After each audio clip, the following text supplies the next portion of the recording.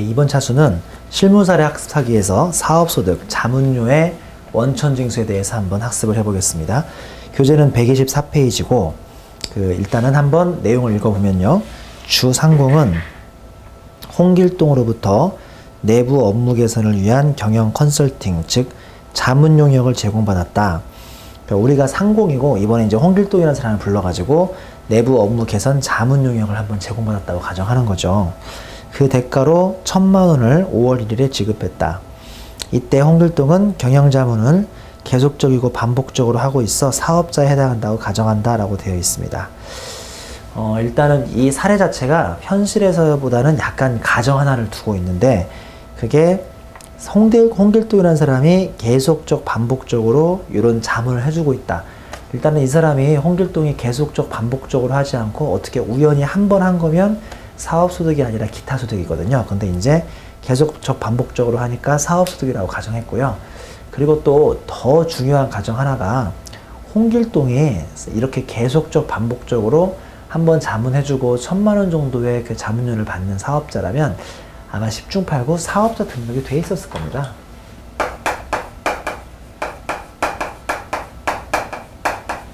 근데 이제 이 문제는 이 사람이 사업적으로 계속 뭔가를 하고 있어도 사업자 등록이 안 돼 있다고 가정했기 때문에 원천징수가 필요한 케이스겠죠. 그러니까 이 점을 좀 먼저 염두에 두시고 한번 문제를 접근을 해보겠습니다.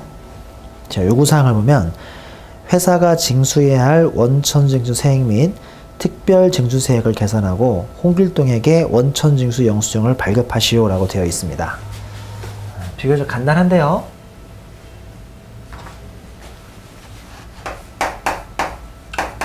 사업소득에 지급해야 하는 지급액이 1,000만 원인 거죠. 그러면 이제 원천징수 할 거예요. 이게 소위 인적 사업소득에 해당하니까 1,000만 원에 3%인 30만 원을 원천징수하고요. 여기 이제 특별징수, 소위 이제 구주민세라고 불렸던 지방소득세도 30만 원에 10%, 그건 3만 원. 결론적으로 33만 원이 총 징수해야 할 금액이고, 이제 솔직히 징수한 다음에 실제로 지급해야 하는 실제 지급액은 1,000만 원에서 33만 원을 뺀 967만 원만 홍길동 씨의 통장에 찍히겠네요. 그게 지금 양가로 1번에 1번, 2번, 3번, 4번에 쭉 이제 서술이 되어 있고요. 양가로 2번에 사업소득 원천징수 영수증 내용을 보시면 원천징수 의무자 즉 회사는 원천징수 대상 사업소득을 지급하는데 사업소득 지급 총액과 원천징수 세액 등을 기재한 원천징수 영수증을 소득자에게 발급하라 라고 되어 있습니다. 그 옆 페이지에 125페이지에 별지 23호 서식 2번을 좀 보겠습니다. 일단은 귀속년도 2014년 써 있고요. 그 다음에 거주자의 사업소득 원천징수 영수증이라고 해서 이게 또 소득자 보관용하고 발행자 보관용 이 두 가지가 있죠. 지금 보시는 것처럼 발행자 보관용이 아니라 이거는 소득자 보관용이니까 한마디로 주상공이 이제 그 홍길동 씨에게 줘버리는 그런 소득자 보관용이 되겠고요. 원천징수 의무자의 동그라미 1번 사업자 등록번호 123-81-96651 그 다음에 법인명은 주상공 성명은 김유라씨가 지금 하고 있는 거고 그 다음에 4번의 주민등록번호는 홍길동 씨가 67년생인가 보죠. 670915-1536-211 그 다음에 5번의 소재지 또는 주소는 서울 종로구 수성동 1번지 상호 따로 필요 없고 사업자 등록번호 필요 없고 사업장 소재지 뭐 따로 필요 없고요. 동그라미 6번에 홍길동 씨, 그 다음에 7번에 주민등록번호가 760919-1525-147, 그 다음에 주소는 강동구 천호동 293번지의 3층. 동그라미 12번의 업종 구분이 제일 중요하죠.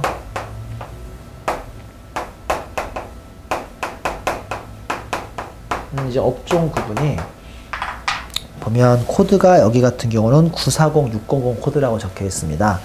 자, 제일 밑에 보시면 940600 코드, 지금 이분이 940600 코드니까 거기 보면 자문 고문이라고 돼 있죠. 자문 고문을 제공했으니까 940600 코드로 해서 이제 원천징수를 영수증을 작성하면 될 것이고요.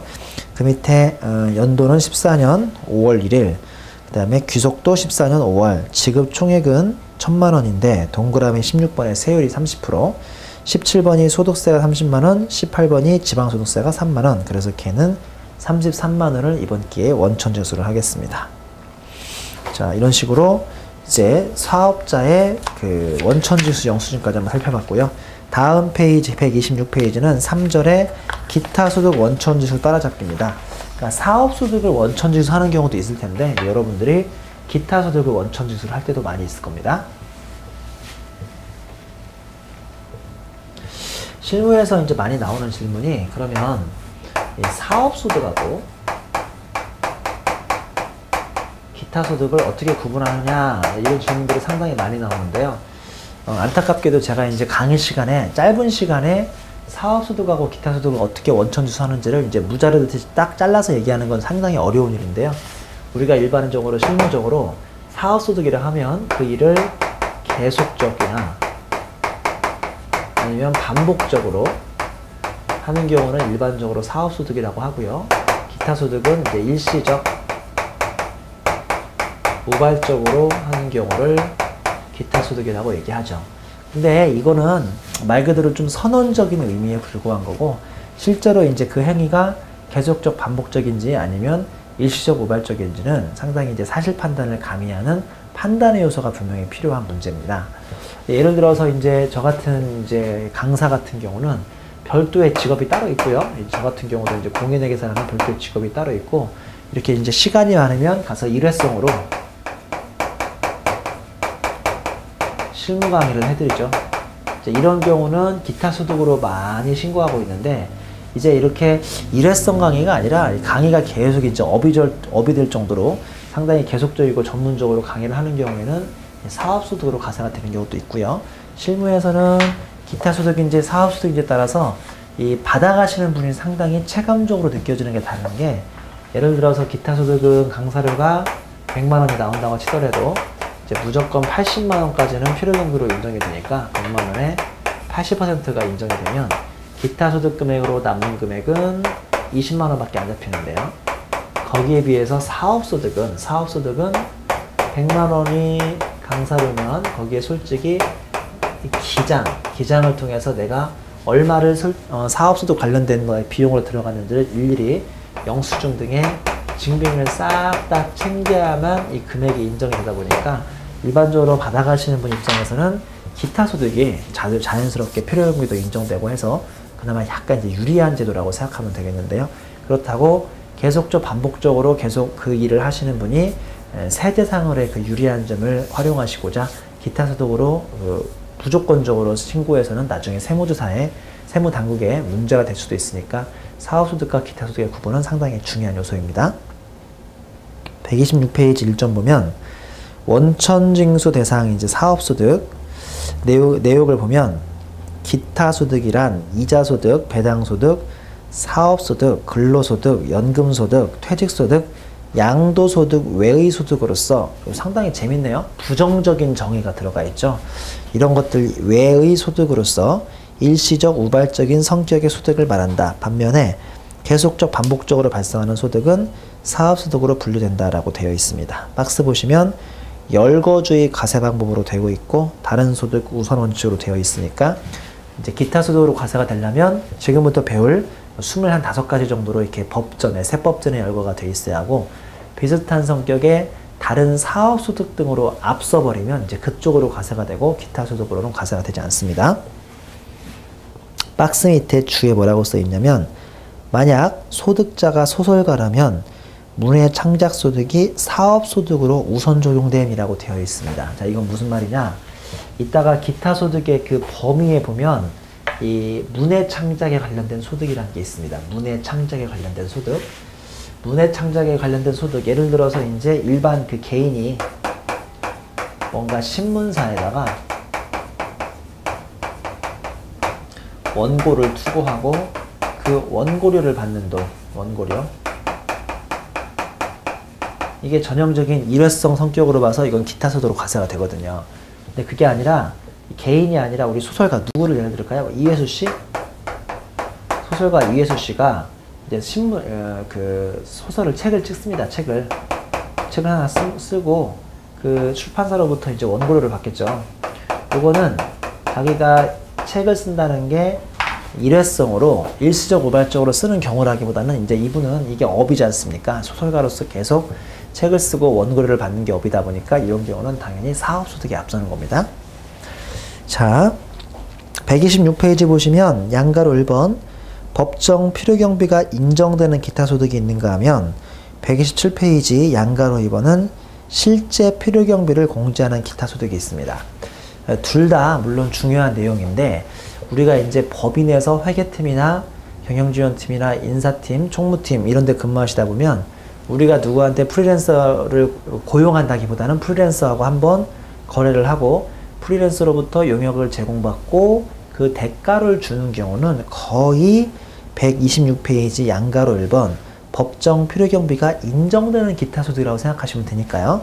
지금부터 소위 80%가 법정 필요경비로 무조건 인정되는 기타 소득부터 한번 살펴보겠습니다.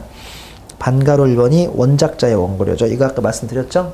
원작자의 원고료. 그 다음에 반가로 2번은 다음에 해당하는 인적 용역을 일시적으로 제공하고 받는 대가라고 해서 한마디로 이제 인적 용역을 일시적으로 주고 받는 대가인데 동그라미 1번 고용관계가 없이 다수인에게 강연을 하고 받은 강연료 등 대가를 받는 용역이죠. 그러니까 제가 지금 딱 이렇게 동영상으로 이 다수에게 강연을 일시적으로 해주고 받는 돈이 전형적인 기타 소득이라는 소리고요. 동그라미 2번 라디오, 텔레비전 방송 등을 통하여 해설, 개몽 또는 연기의 심사 등을 하고 받는 보수 또는 이와 유사한 성질의 대가를 받는 용역인데 뭐 예를 들어 볼까요? 요새 그 TV의 서바이벌 프로그램 같은 거 상당히 유행하고 있죠. 예를 들어서 뭐 슈퍼스타 K, 뭐 슈스케 이런 거에 이승철 씨 뭐 이런 분들이 나와서 해설이나 이제 심사를 해주는 거죠. 그리고 그들이 거기에 대한 소득을 받아가면 그게 전형적인 인적 용역으로서 기타 소득으로 과세가 됩니다.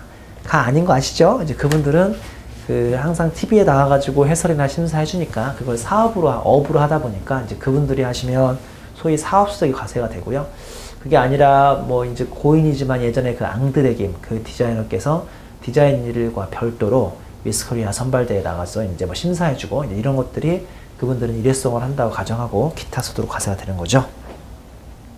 동그라미 3번 변호사, 공인회계사, 세무사 그 밖에 전문적 주식 또는 기능을 활용하여 보수 또는 그 밖에 대가를 받고 제공하는 용역인데 변호사나 회계사 이런 사람들이 자기 사무실을 개업하고 자기 사무실에서 고객들에게 뭔가 전문적인 상담을 해주고 받는 게 기타 소득입니다 라는 뜻이 아니고요. 그건 당연히 사업소득이고 예를 들어서 그 회계법인에 소속되어 있는 공인회계사가 자신의 이제 지인의 회사에 가서 뭐 예를 들어서 일회성으로 뭐 주식 평가를 해준다거나 아니면 상증법을 위해서 뭔가를 세금을 대리해주고 그 수수료 같은 거 받는 거 그러니까 자기가 본인이 딴 데 이미 근무를 하고 있는데 가서 일회성으로 뭐 이렇게 소위 알바처럼 일해주고 받는 것이 전형적인 기타 소득이 되겠습니다.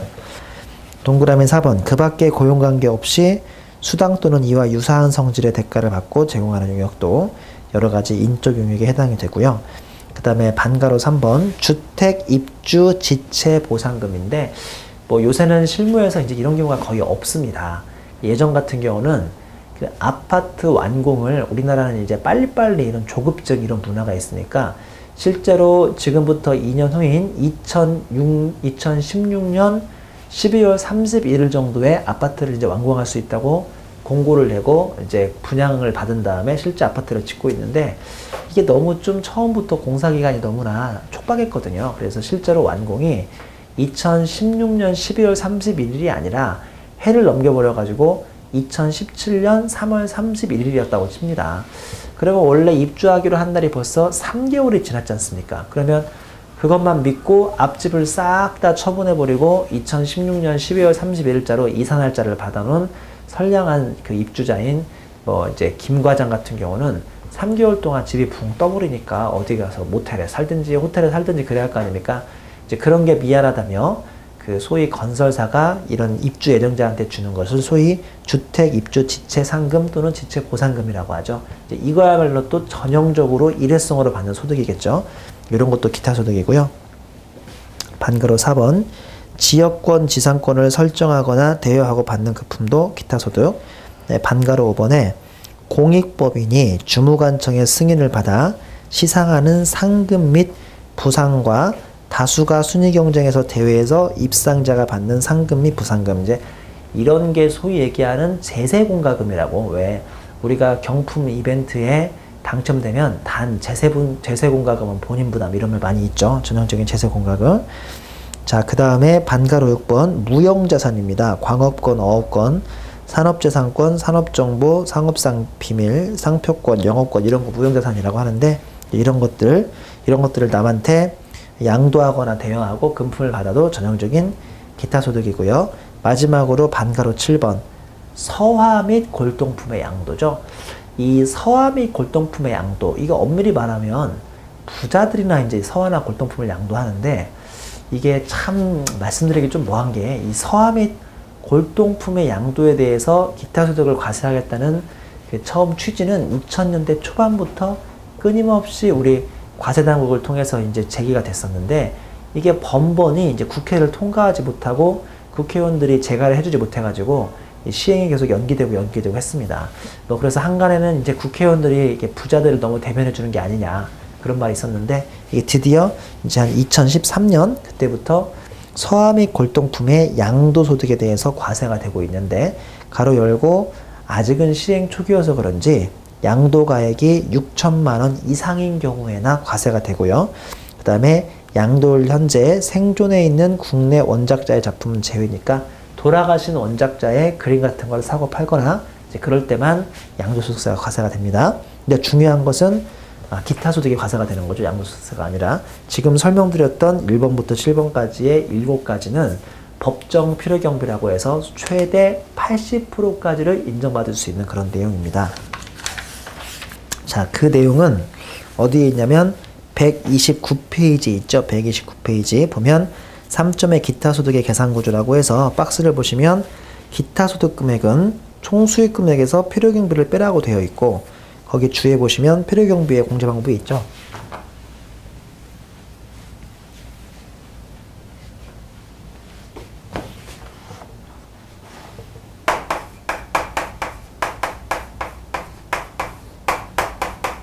총수익 금액에서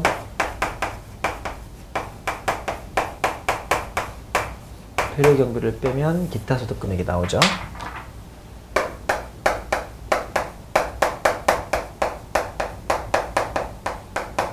예를 들어서 일회성으로 강의하고 100만 원을 받기로 했다면 필요경비는 100만 원에 무조건 80%까지 인정이 돼서 80만 원을 빼준다는 거죠.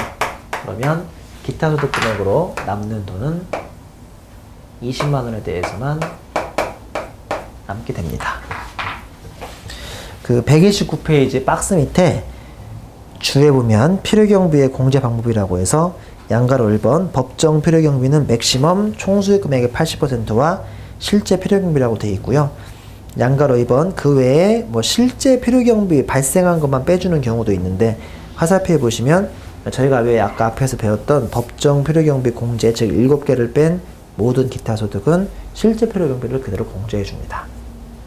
그리고 마지막 줄에 꽃표시 보시면 서화 및 골동품 중 보유기간이 10년 이상인 법정 필요경비로 총수익 금액의 최대 90%까지 빼주고 있으니까, 우리나라에서 서화 및 골동품을 기타 소득으로 과세하자고 했던 그 움직임 자체가 상당히 이제 많이 유예가 되어 왔었는데, 실제로 과세를 한다고 해도 6천만 원이 넘어가야만 과세가 되고, 과세도 무려 90%까지는 필요경비로 빼주니까 실제로 과세 표준에 잡히는 숫자는 매우 미미한 숫자가 남게 됩니다.